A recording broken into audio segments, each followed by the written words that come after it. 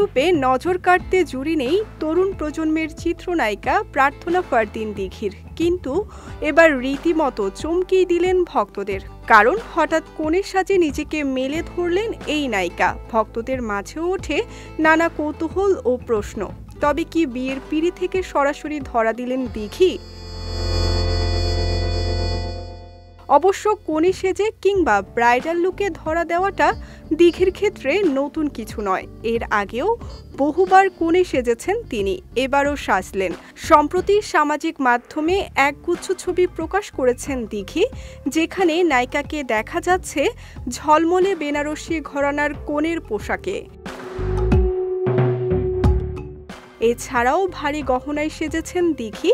মাথায় টিকলি, কানে ঝুমকা, গলায় হার, হাতে চুড়ি আর চোখে মুখে বোল্ড মেকআপের ছোঁয়া, সব মিলিয়ে যেন এক রাজকীয় আবহ। দিঘির এই কনে রূপ এরই মধ্যে নেটিজেনদের মধ্যে দারুণ সাড়া ফেলেছে। অনেকের মন্তব্য, দিঘি কি তবে বিয়ে করতে চলেছেন?